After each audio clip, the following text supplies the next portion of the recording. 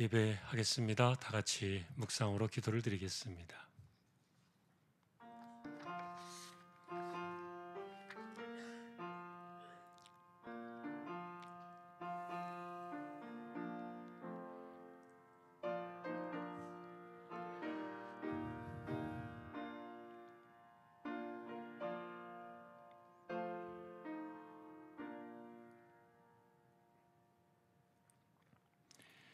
내 짐을 여호와께 맡기라. 그가 너를 붙드시고 의인의 요동함을 영원히 허락하지 아니하시리로다. 아멘. 하나님을 예배합니다. 부족한 종들을 세워주셨습니다. 성령님 붙들어 주시고 예배를 통하여 우리 하나님 홀로 영광을 받으시옵소서. 예배 시종을 의탁하오며 존귀하신 예수 그리스도의 이름으로 기도하옵나이다. 아멘. 찬송가 150장입니다.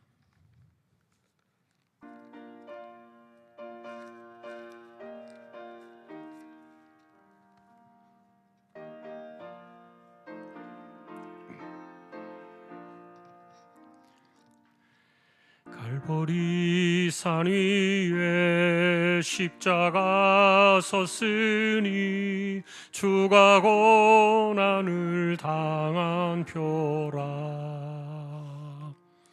험한 십자가를 내가 사랑함은 주가 보혈을 흘림이라. 최후 승리를 얻기까지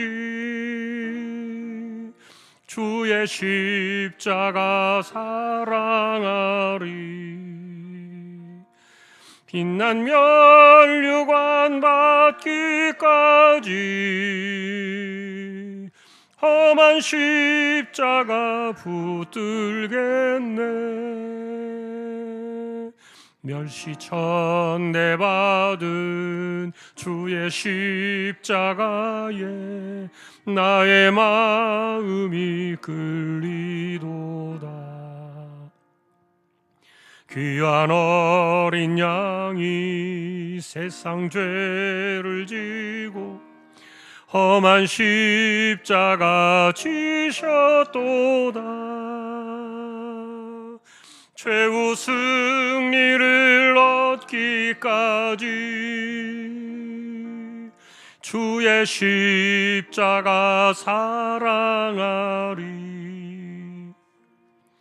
빛난 면류관 받기까지 험한 십자가 붙들겠네.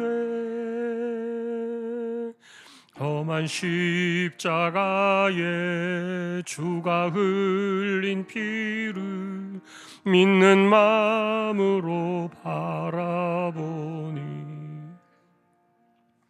나를 용서하고 내 죄 사시려 주가 흘리신 보혈이라. 최후 승리를 얻기까지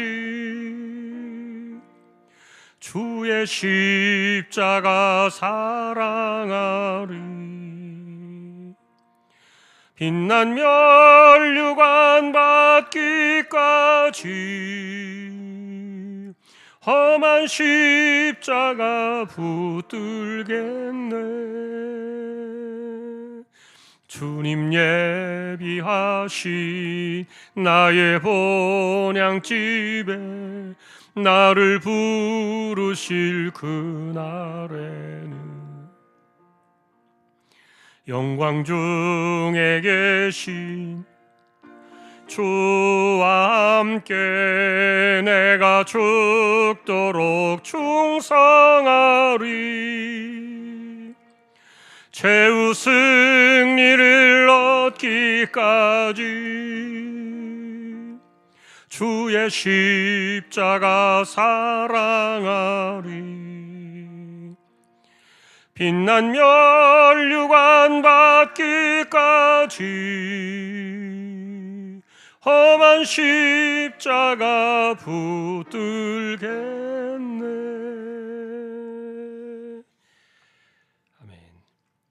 한금님 권사님 기도하시겠습니다.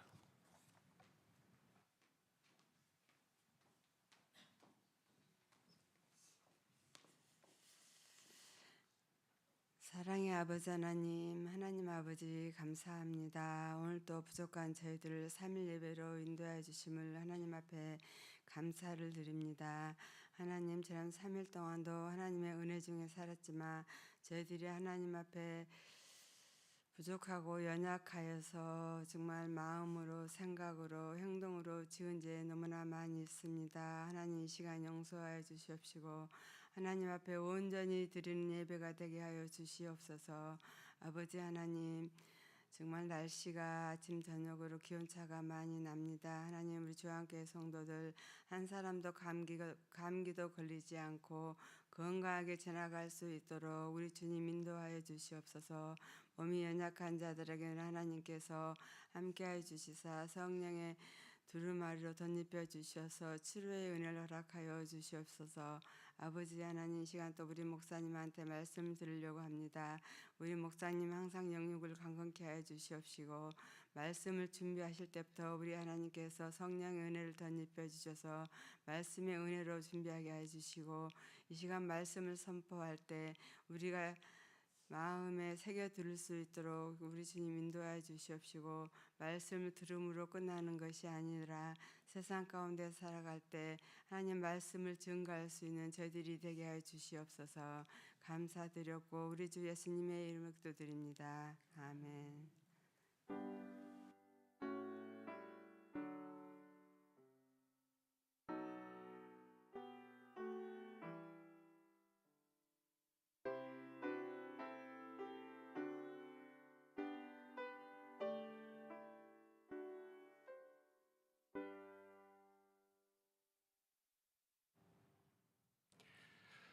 에스라 3장이 되겠습니다.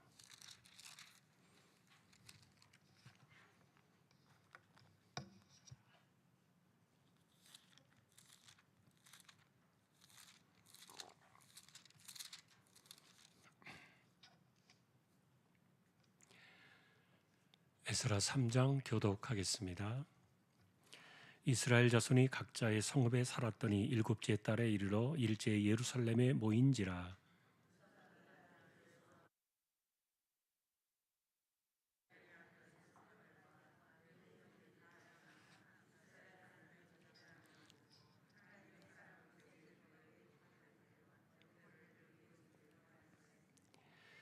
무리가 모든 나라 백성을 두려워하여 제단을 그 터에 세우고 그 위에서 아침 저녁으로 여호와께 번제를 드리며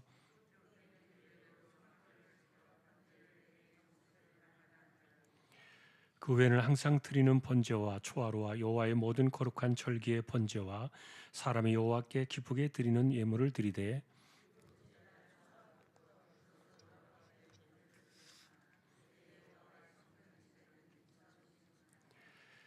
이에 석수와 목수에게 돈을 주고 또 시돈 사람과 두로 사람에게 먹을 것과 마실 것과 기름을 주고 바사왕 고레스의 명령대로 백향목을 레바논에서 요빠 해변까지 운송하게 하였더라.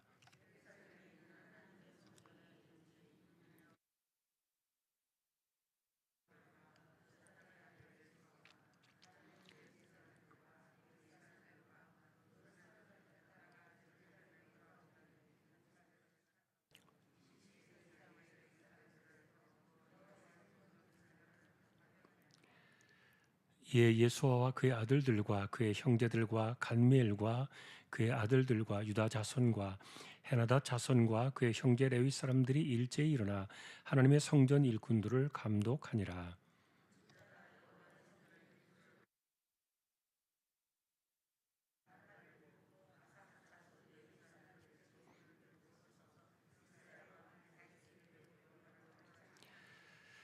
찬양으로 화답하며 여호와께 감사하여 이르되 주는 지극히 선하심으로 그의 인자하심이 이스라엘에게 영원하시도다 하니 모든 백성이 여호와의 성전 기초가 놓임을 보고 여호와를 찬송하며 큰 소리로 즐거이 부르며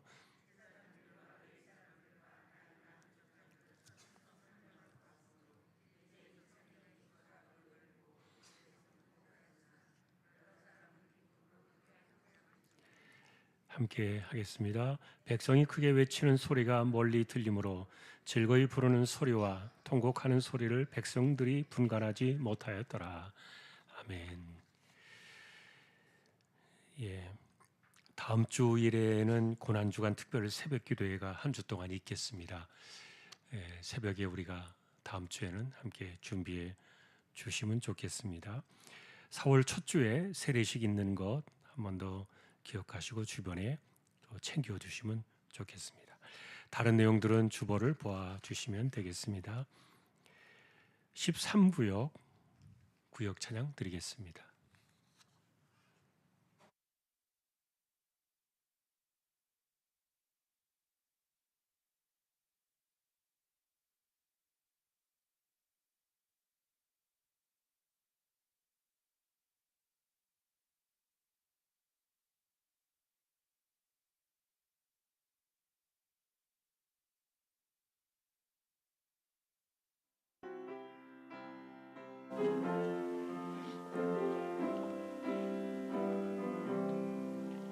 예수가 함께 계시니 시험이 오나 겁없네.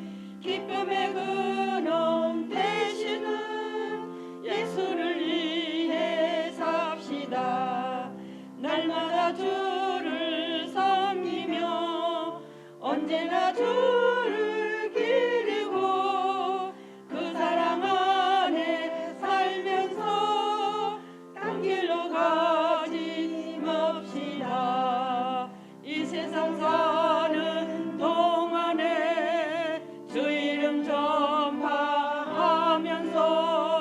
무한한 복락 주시는 예수를 위해 삽시다.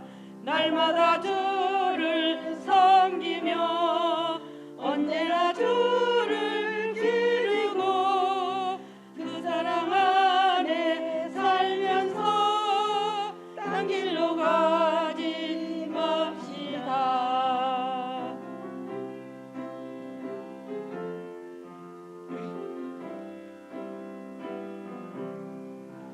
주께서 심판하실 때 잘했다 칭찬하리니 이런 상급 받도록 예수를 위해 삽시다. 날마다 주를 섬기며 언제나 주를 기르고 그 사랑 안에 살면서 딴 길로 가지 맙시다. 아멘. 13구역을 세워주셨습니다. 하나님 감사합니다. 구역의 식구들을 붙들어 주시고 건강하게 지켜주시고 올 한 해도 하나님의 붙드심으로 요동하지 않는 승리하는 한 해가 되게 하여 주옵소서. 말씀을 상고하려고 합니다. 이 시간도 저희 모두에게 말씀으로 임재하여 주십시오. 존귀하신 예수님의 이름으로 기도합니다. 아멘. 오늘은 연도를 조금 정확하게 하나를 정리를 해야 되겠습니다. 이스라엘 백성들이 포로에서 돌아온 시간이 정확하게 50년이다 이렇게 이제 제가 계속 말씀을 드렸는데 그런데 그 본래 그 50년의 시간은 오늘 이 본문에 나와 있는 것처럼 성전 기공 예배를 드리던 그 해, 그때가 딱 50년째가 됩니다. 그때가 BC 516년 2월 달의 일이었는데 그래서 우리가 50년 이렇게 보통 이야기를 했어요. 그런데 조금 더 구체적으로 세밀하게 말하면은 이들이 돌아온 것은 2년 전이에요. 그러니까 BC 538년에 돌아왔어요. 그것은 이제 오늘 우리가 보신 본문에도 8절에 정확하게 나와 있고요. 실제로 고레스가 바벨론을 무너뜨리고 제국을 통합하던 그 해가 BC 538년이 맞습니다. 그런데 왜 우리가 50년이라고 이야기를 했느냐라고 말하는 것은 지금 성전을 중심으로 그 연도가 계산되고 있다는 거예요. 그래서 실제로는 예레미야가 70년을 이야기했죠. 70년 만에 돌아온다. 그런데 지금 첫 번째 성전 기록 예배가 드려지던 것은 50년째가 되는 해고요. 그런데 실제로 그로부터 20년이 지난 BC 516년에 정확하게 70년이 되는 그 해에 성전이 끝나요. 지어져요. 그래서 지금 우리가 이제 연도를 이야기하는 것은 그 횟수를 이야기하는 것은 성전을 중심으로 계산하면 딱 맞다. 이렇게 보시면 되겠습니다.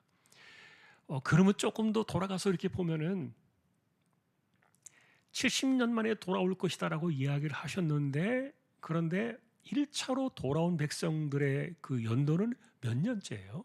48년째에 정확하게 말하면 돌아온 거예요. 그럼 70년에서 48년을 빼면은 몇 년이 남습니까? 22년이 남아요. 그러니까 하나님께서 무려 22년의 시간을 탕감해 주신 거예요. 정확하게 말하면 그렇습니다. 여러분, 20년의 세월이 절대 짧은 시간 아니죠. 어쨌든 하나님께서는 이렇게 22년을 탕감해 주셔서 그들이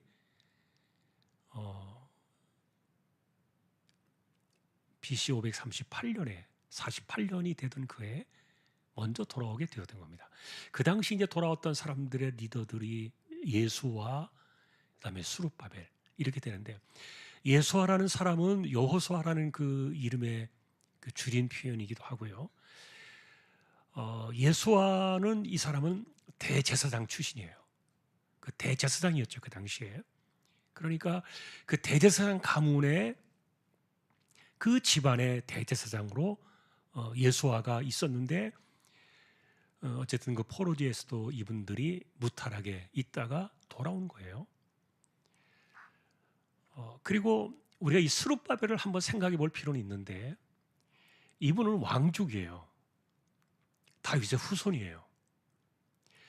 예를 들면 마태복음 1장에 보면 족보가 나오잖아요. 그때 지난번에 우리가 이야기했던 것처럼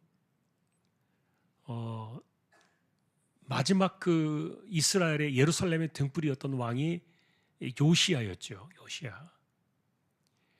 그 요시야에게는 세 아들이 있었다 그랬습니다.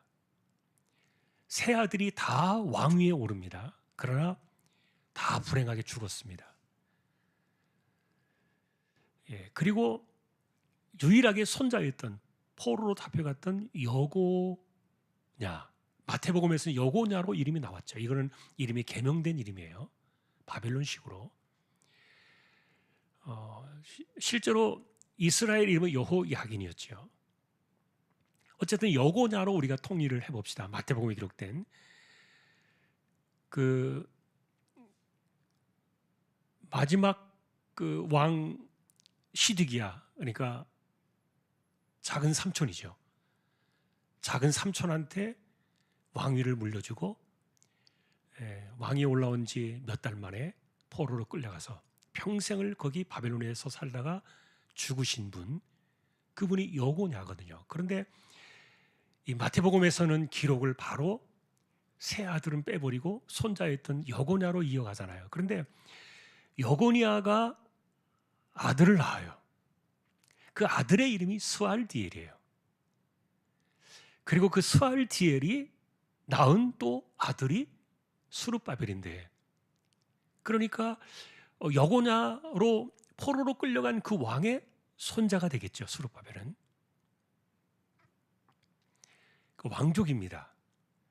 자, 그런데 이제 에스라는 이 스룹바벨의 존재에 대해서 그렇게 별로 중요하게 여기지 않았어요. 왜냐하면은 이스라엘 백성들의 입장에서는 다윗의 그 왕위가 영원할 것이다, 하나님의 약속이 있었기 때문에, 사실은 그것은 메시아를 바라본 하나님의 약속이었죠. 그러나 그들은 문자적으로 그것을 이해하고 있었기 때문에 다윗의 계통, 다윗의 후손 가운데 왕족이 끊어지지 않고 이것을 이어갈 것이다, 그런 그 기대감을 갖고 있었어요. 그런데 조금 복잡한 역사가 있어요. 그게 뭐냐 하면은 이 수룹바벨에 대한 역사인데 이분의 아버지가 누구냐가 좀 정확하지 않아요. 자, 이런 그 비하인드가 있습니다.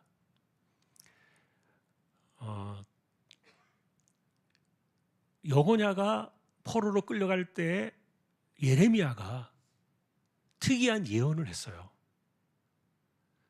너는 저주를 받아가지고 자식을 낳지 못할 것이다. 그리고 너 이후로는 아무도 후손들이 왕에 오르지 못할 것이다. 예레미야가 엄청난 저주를 했어요. 하나님 메시지였죠. 그래서 일반적으로 이 여고냐가 포로로 끌려가서 사실은 긴 세월 동안을 옥살이 했잖아요. 굉장히 오랜 세월, 수십 년의 세월을 옥에 갇혀 있었기 때문에 그래서 아마 아들이 없었을 것이다 이렇게 보기도 하는데, 그런데 역대기와 왕의 이름을 기록한 역대기와 그 다음에 마태복음과 누가복음이 조금씩 달라요. 이 수룹바벨만 다른 거예요. 수룹바벨만. 자, 이런 그 차이가 나는 것은 실제로 그러면 여고냐가 나중에 감옥에서 풀려났을 때가 50살이 훨씬 넘어서 50 중반이었는데 그럼 그때 아들을 낳았을까? 아니면은 그 옥 생활을 하면서 어쨌든 그 아마도 이런 감옥이라는 개념보다는 일종의 가택연금 같은 그런 수감 생활을 한 것이 아니었을까라고 보여지기도 해요. 그러면은 여고냐가 틀림없이 그 사이에 아이를 낳았을 수도 있을 것이다. 자, 그런데 그 당시에 가까운 기록을 남기고 있는, 사실 역대기가 가장 가까운 시간에 역사를 기록하고 있는데 이 역대기에서는 분명히 여고냐가 아들들이 몇 명이 있었다 그렇게 이야기를 해요. 그리고 그 중에 하나가 스알디엘이었다. 역대기는 분명하게 여고냐의 아들을 스알디엘로 정합니다. 자, 그런데 문제는 이 역대기에서는 이 수룹바벨이 아버지가 스알디엘이 아닌 거예요. 그럼 누가 그 아버지입니까? 부다야가 아버지로 나와요. 그 부다야는 누구냐? 이 부다야는 여고냐의 아들들 가운데, 형제들 가운데 하나였어요. 그러니까 스알디엘의 동생이에요. 역대기로 본다면은 그래서 스알디엘이 아들이 없이 죽은 것 같아요. 아들을 낳지 못하고 죽었는데, 그래서 구약의 그 율법에 보면은 가문을 유지하기 위해서 아들을 낳지 못하고 죽었을 때 그 동생이 그 형수와 함께 형수를 취해서 자녀를 낳아주는 이런 그 전통이 있었잖아요. 그래서 동생이었던 부다야를 통해서 수룹바벨을 낳았는데, 그런데 이 수룹바벨이 실제로는 족보로는 큰아버지의 족보로 올라가는 거죠. 그러니까 양자로 들어가는 거죠. 자, 그런 관계가 거의 비슷하다 이렇게 보여져요. 마태복음은 이 족보를 따라가고 있고요. 근데 누가복음은 조금 달라요. 근데 그것까지 우리가 설명하면 좀 복잡하니까 우리가 그걸 이야기할 필요 없는데, 어쨌든 이 스알디엘은 수룹바벨은 정확하게 말하면은 그 적통은 아니었다 이렇게 보여지는 거예요. 적통은 아니었는데 어쨌든 양자로 입양되어서 그 다윗의 혈통을 이어가는, 왕족의 계통을 이어가는 사람으로 보여져요. 그러니까 에스라가 그 당시에 아마 그런 논란이 있었겠죠. 에스라는 이 수룹바벨을 그렇게 별로 중요하게 여기지 않았어요. 자, 그러나 어쨌든 이 수룹바벨은 왕족의 대표로서 다윗의 어쨌든 후손이었고, 그리고 그 당시의 리더였기 때문에, 그리고 예루살렘에 도착한 지 얼마 안 됐을 때 세스바살이라는 사람이 행정관이고 집행관, 총독으로 있었는데 그 사람의 뒤를 이어서 수룹바벨이 총독의 권한을 이어왔습니다. 그렇게 되면서 이 수룹바벨이 대제사장 예수와 함께 성전을 50년 만에 이제 짓기 시작하는 그 기초를 만들게 되죠. 중대한 역할을 했어요. 이 수룹바벨은 스가랴서에도 이름이 나오고요, 학개서에도 이름이 나오고요. 굉장히 중요한 역할을 합니다만, 그러나 에스라는 이분을 굉장히 경계했다. 자, 나중에 그런 이유들이 혹시 나오면은 우리가 한번 왜 그랬는가를 한번 좀 보겠는데, 어쨌든 이분의 족보가 정확하지 않다. 그럼에도 불구하고 어쨌든 다윗의 후손이었던 것은 맞습니다. 자, 그런데 이 즈음에 포로로 함께 끌려왔던 사람 가운데 또 하나의 선지자가 있었어요. 그분이 학개라는 선지자예요. 나중에 뒤에 가서 보면 나오죠. 학개, 스가랴, 말라기 이렇게 나오잖아요. 성경이, 마지막 성경이. 그래서 학개서와 스가랴서가 비슷한 시기에 나타나고, 그리고 조금 더 지나서 마지막 성경이 말라기입니다만, 어쨌든 이 학개, 스가랴 이 선지자 이 내용들은 바로 이들이 포로로 돌아왔을 때 그때의 일들을 기록하고 있는 성경이에요. 실제로 이 학개서는 성전 건축을 촉구했던 그런 성경이고요.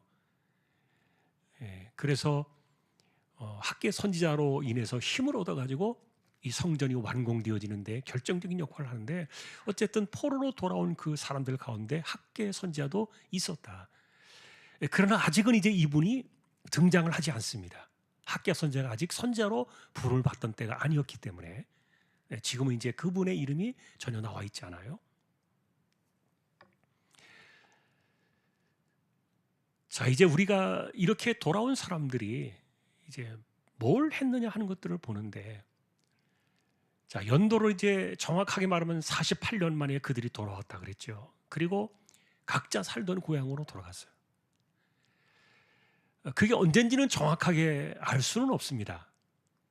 기록이 안 나와 있으니까 나중에 혹시라도 그런 기록이 발견되어지면 한 번 더 수정을 하겠습니다. 자, 그런데 돌아오던 그해 BC 538년도 7월 달입니다. 우리나라로 말하면 9월, 10월에 해당이 돼요. 이스라엘 달력으로 7월 달이에요. 이스라엘 달력으로 7월 달에는요, 굉장히 중요한 절기가 3개가 있었어요. 첫 번째는 7월 1일이 나팔절이에요. 그리고 7월 11일은 7월 10일 날은 대속죄일로 우리가 보통 알고 있는 거 아사셀 양을 광야로 보내던 그때 그날이 7월 10일이에요. 그리고 그 다음 날로부터 일주일 동안 지키는 절기가 초막절이었어요. 여러분, 초막절 뭔지 아시죠? 초막절은 광야로 나가서 그들이 거기에서 텐트를 치고 살아가던 광야 시대를 기억하면서 절기를 지켰던 그게 초막절 아닙니까? 우리나라로 말하면 이제 추수감사절기와 같은 그런 절기가 초막절인데, 이게 7월 달에 다 몰려 있는 거예요. 그런데 어쨌든 흩어진 사람들이 7월 1일에 맞춰서 예루살렘에 모여든 겁니다. 왜냐하면 나팔절이 있었기 때문에. 그럼 그 전에는 뭐 했느냐? 아마 그 전에는 뭐 집을 좀 수습하고 자리를 잡고 어쨌든 좀 이렇게 정리를 했겠죠. 그러나 이제 7월 1일 날 나팔절이 오는 이때에 누가 소집하지도 않고 말하지도 않았는데 다 모여든 거예요. 가장 중요한 이 절기를 그들은 놓칠 수 없었기 때문에, 그래서 예루살렘에 모여들어서 나팔절을 7월 1일 날 지키고, 근데 그것만 가지고는 안 되니까 매일같이 아침 저녁으로 예배를 드리면서 7월 12일 날 대속죄일, 그리고 7월 11일부터 이어지는 일주일 동안의 그 초막절까지 다 지냅니다. 그러니까 이 사람들이 예루살렘에 모여가지고 이 절기를 계속 지키고 있었다는 거예요. 그리고 이제 초막절 이후에 이제 안식일 제사라든지 아니면 일반 매일같이 드려지는 제사, 아침 저녁으로 제사를 드렸잖아요. 이런 것들이 회복이 되었어요. 자, 그런데 어디서 이 제사를 드렸느냐? 이들이 제사를 드렸던 그 자리는 바로 성전이 무너졌지만 언약궤가 있던 그 성전 터에 그 자리였어요. 근데 그 자리는 지금 언약궤가 없죠. 그리고 성전도 없고 성막도 없죠. 근데 거기에다가 임시로 단을 만들어서 제단을 쌓고 거기서 매일같이 이렇게 제사를 드린 거예요. 근데 그 자리가 바로 우리가 이제 구약으로 돌아가서 보면은 아브라함이 이삭을 바쳤던 바로 그 모리아산 그 자리죠. 그리고 다윗 시대 때는 아라우나의 타작마당이라고 말하는 바로 그 자리였고요. 그리고 실제로 이 자리는 모세 시대에도 하나님이 지정하신 곳으로 딱 정해진 장소였고요. 그래서 이들이 48년 만에 예배를 회복하면서 하나님께서 만드셨던, 지금은 이제 거기가 잿더미가 되고 완전히 그냥 공터로 변해버렸지만 그 자리, 그곳에 그대로 와서 예배를 드리기 시작했던 거예요. 자, 그러나 이제 아직은 성전에 그 지대가 놓여져 있지 않았기 때문에, 그래서 그때부터 이 사람들이 기공 예배를 드리기 위한 준비를 하게 되는데 거의 2년 가까이 준비를 한 겁니다. 자, 지난주에 우리는 굉장히 많은 돈을 가지고 왔다고 말씀을 드렸어요. 거의 뭐 400조 이상이나 되는 엄청나게 많은 돈을 갖고 왔다고 말씀을 드렸는데, 그 돈을 가지고서 이들이 이렇게 성전을 짓기 위한 준비를 다 하고, 근데 이런 과정들을 보면은요, 솔로몬이 했던 그 방식 그대로 따라가고 있어요. 그리고 이들이 예배를 드리던 그 달이 BC 536년 2월 달이었는데, 2월 달은 굉장히 의미가 있었어요. 왜냐하면 그것은 솔로몬이 성전을 처음 지었던 그 달이에요. 똑같은 방식을 따라가지고 지금 이들이 그렇게 하고 있는 거예요. 자, 그래서 이렇게 BC 536년 딱 50년째가 되던 그해 2월 달에 이들이 첫 번째 기공 예배를 드리면서 레위 사람들, 그 다음에 아삽 자손들의 찬양, 그리고 백성들이 다 모여가지고 하나님 앞에 기공 예배를 드리는데 얼마나 감격적이었겠어요. 우리가 보는 이 이야기들은 이제 뭐 우는 사람도 있고 막 즐겁게 소리를 지르는 사람도 있고, 너무 좋아가지고 어떻게 막 주체할 수 없어서 막 정말 방방 뜨는 그런 사람도 있었고, 이 소리가 막 뒤섞여가지고 막 온 땅으로 이렇게 퍼져나가는데, 이게 사람들이 이게 무슨 소리인지, 우는 소리인지 웃는 소리인지 뭐 떠드는 소리인지 알 수 없을 정도로 막 그 소리가 이렇게 막 퍼져나가면서 그날의 그 예배를 드렸던 감격들을 아주 간단하게 이렇게 요약해 놓았는데, 사실 이런 것들은 처음에 제가 말씀드렸던 것처럼 에스라가 없었어요, 이 당시에. 자, 에스라는 그로부터 78년이 지난 후에 돌아오니까 아직 태어나지도 않았을 때였어요, 에스라가. 그러니까 이거는 그 당시에 있던 사람들의 그 입소문을 통해서 기록된 이야기들을 통해서 전달받았던 내용들인데, 어쨌든 이날의 기공 예배는 상당히 의미가 있었죠. 역사를 다시 세우는 날이었고, 그리고 이제는 하나님의 그 예배가 다시 회복되어지는 굉장히 중요한 시간들이었기 때문에. 그런데 이제 특별한 그 특징을 하나 보면은, 이 사람들이 제사를 드리면서 뭐라고 말하는가 하면은 3절에 보니까 모든 나라 백성을 두려워했다 이렇게 말해요.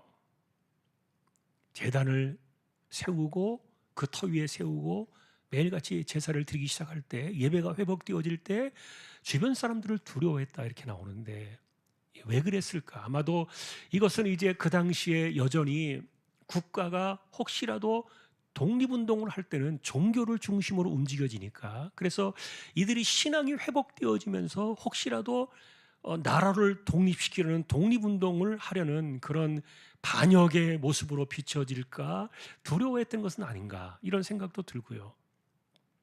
그러나 또 한편으로는 여전히 사실 이스라엘은요, 군대도 없고 자기들을 지킬 힘도 없고 아무런 보호할 장치가 없는 거예요.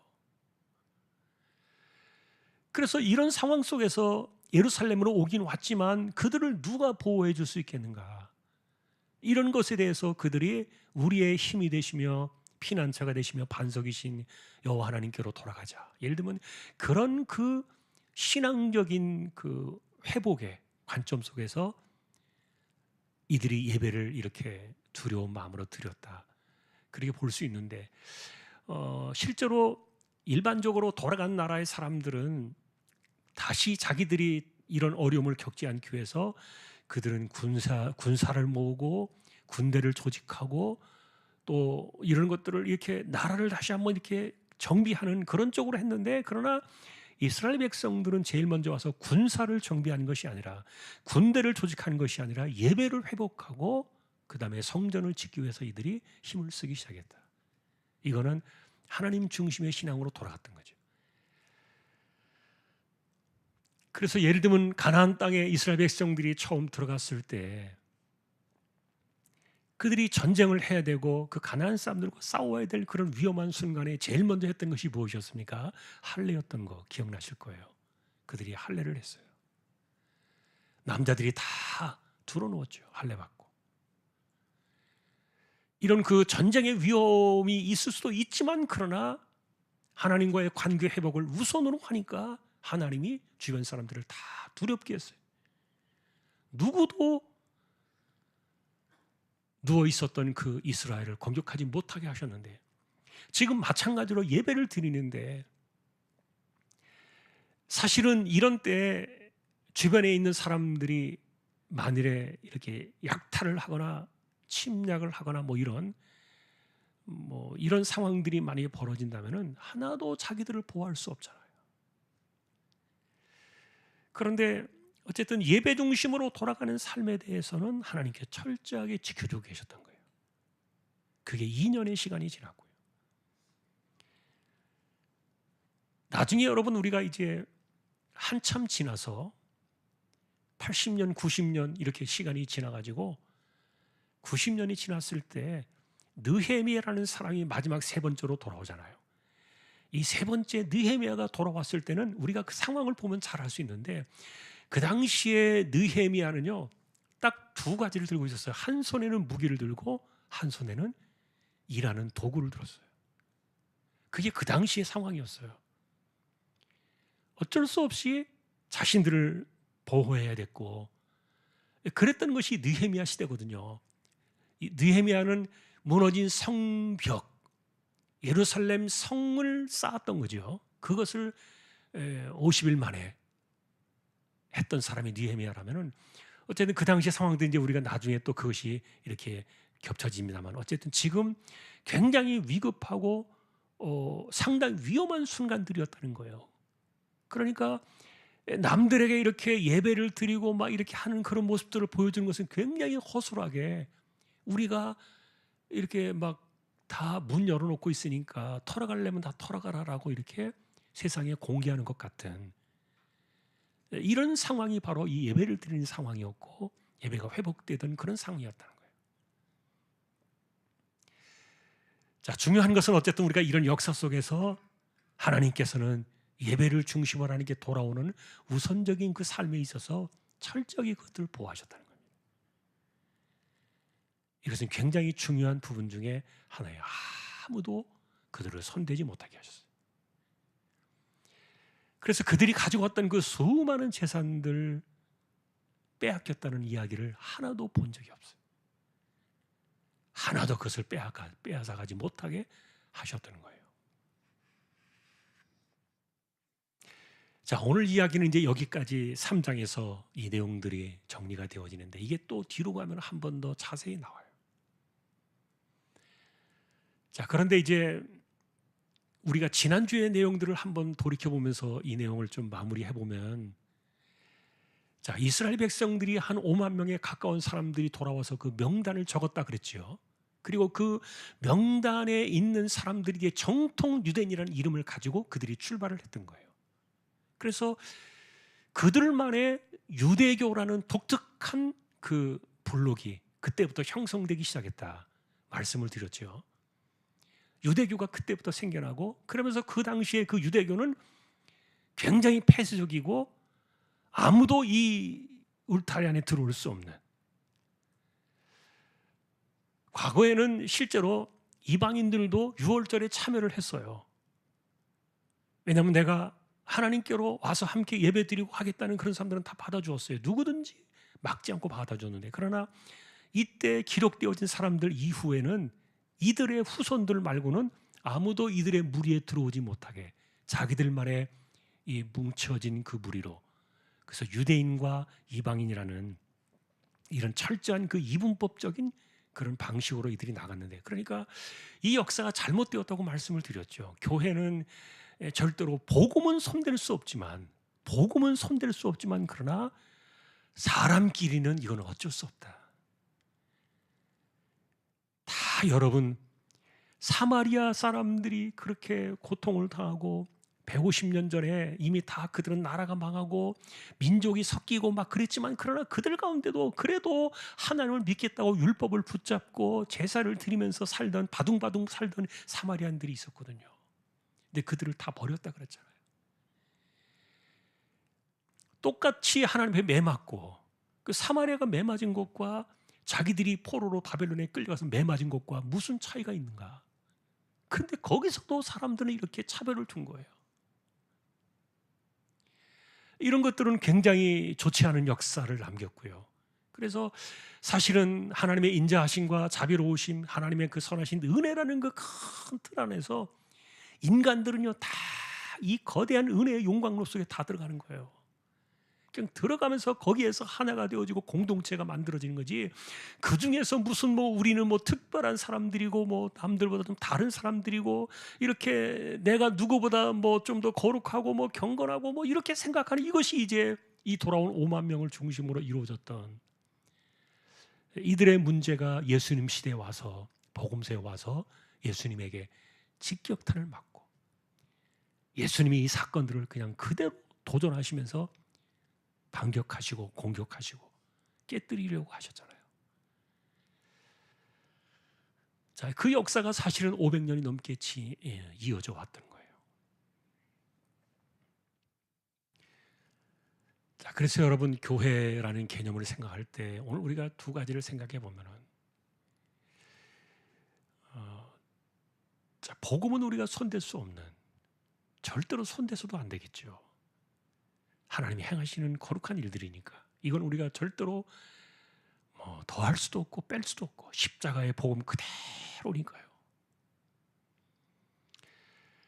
그러나 사람들끼리는 이 십자가를 중심으로, 하나님의 은혜를 중심으로 모여드는 사람들은요, 차별하면 안 된다는 거예요.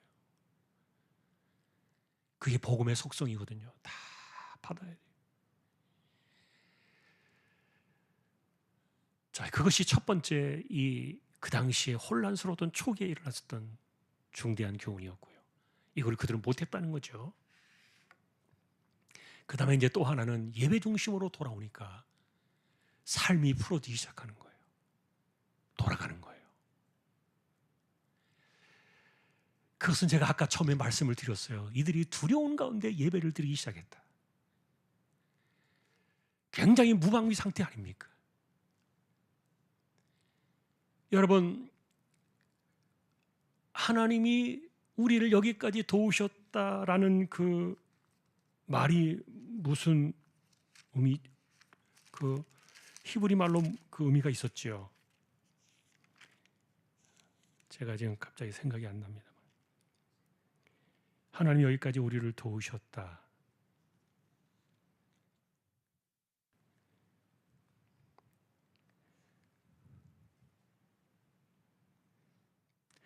예, 그것을 뭐라고 그랬죠?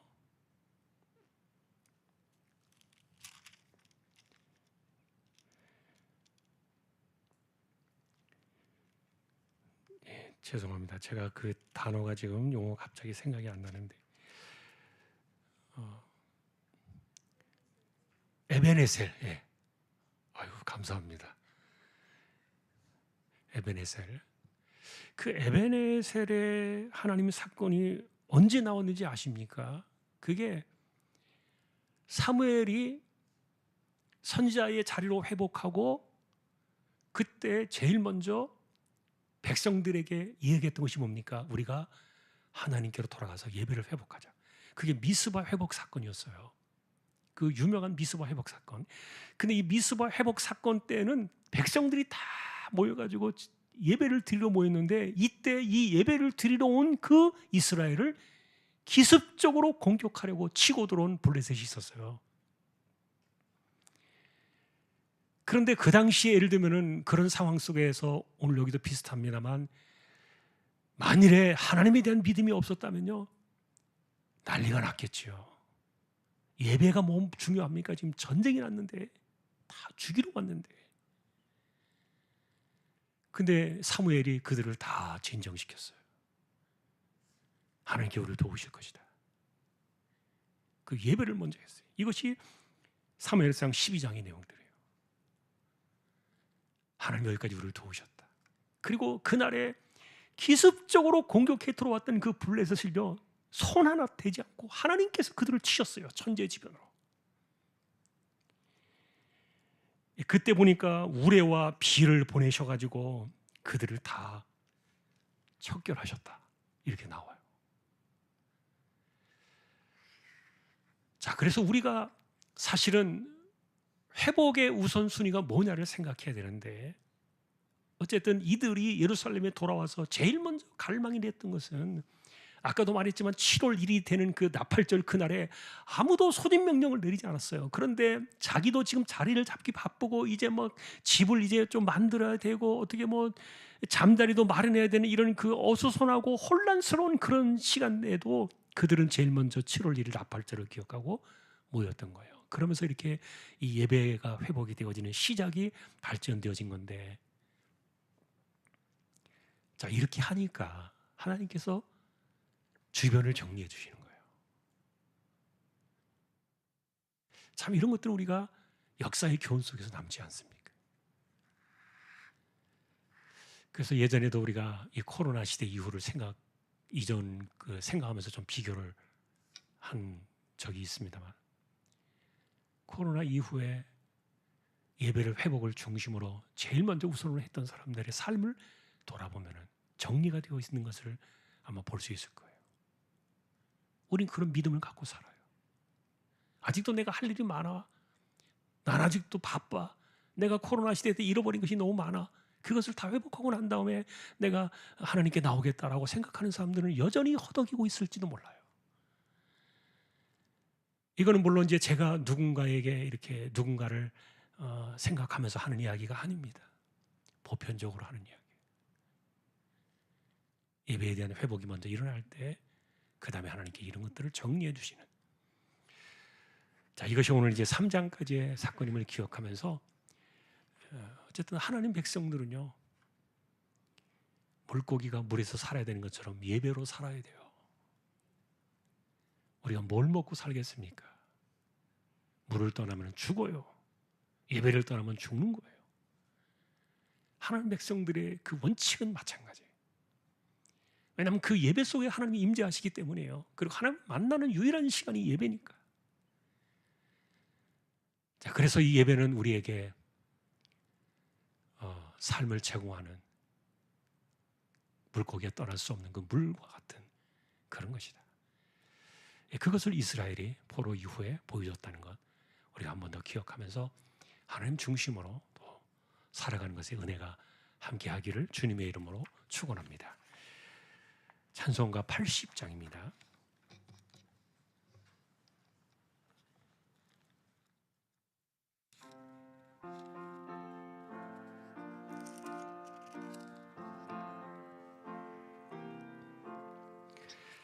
천지에 있는 이름 중 귀하고 높은 주 나시기 전 지으신 구주의 이름 예수, 주 앞에 내가 엎드려 그 이름 찬송하면 내 귀에 들린 말씀 중 귀하신 이름 예수, 주 십자가에 달릴 때 명패 쓰인 대로 저 유대인의 왕이요 곧 우리 왕이시라. 주 앞에 내가 엎드려 그 이름 찬송하면 내 귀에 들린 말씀 중 귀하신 이름 예수, 지금도 살아 계셔서 언제나 하시느니 나 같은 죄인 부르사 참 소망 주시도다. 주 앞에 내가 엎드려 그 이름 찬송함은 내 귀에 들린 말씀 중 귀하신 이름 예수. 주 예수께서 영원히 어제나 오늘이나 그 이름으로 우리에게 참 복을 내리신다. 주 앞에 내가 엎드려 그 이름 찬송함은 내 귀에 들린 말씀 중 귀하신 이름 예수. 아멘.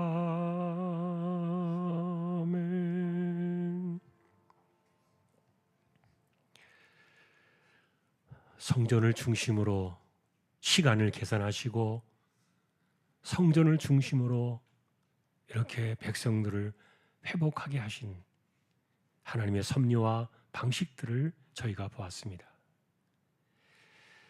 하나님께서는 어찌하든지 하나님의 자녀들이 고통당하는 자리에서 벗어나기를 원하셨고 하루라도 그 시간을 줄여주셨지만 그러나 온전하게 하나님의 자녀들이 이 일들을 제대로 하지 못하는 그런 모습들을 우리가 만나기도 하지만 그러나 가장 중요한 예배의 회복이 우리의 삶을 제자리로 돌아가게 하고 다시 모든 것들을 만들어 두시는 하나님의 시작임을 우리 또한 잊지 않게 해주시고 그런 믿음을 가지고 이 세대를 살아가며 하나님 중심으로 예배하며 평생을 살아갈 때 우리의 삶에 흐트러짐이 없도록 하나님께서 지켜주시고 은혜를 더하여 주시기를 소망합니다. 이재용 집사님, 최태경 청년, 신비한 집사님, 조인성 청년, 김한솔 청년, 백경래 집사님, 조말순 집사님 이들을 부탁합니다. 병원 치료받는 이들, 암 치료하시는 분들, 병약한 분들, 가난한 사람들, 은혜가 필요한 사람들 하나님께서 기억해 주시고 연세 많으신 분들 기력을 붙드시며 맑은 정신 총기가 흐려지지 않게 하여 주옵소서. 선교지와 개척된 교회와 세우신 주님의 종들과 주일학교 어린아기로부터 노년에 이르도록 우리 모두를 붙들어 주셔서 예배 중심, 하나님 중심으로 이 땅을 살아가며 요동하지 않는 세월을 살아가는 저희들 모두가 되기를 존귀하신 우리 예수님의 이름으로 간절히 기도하오며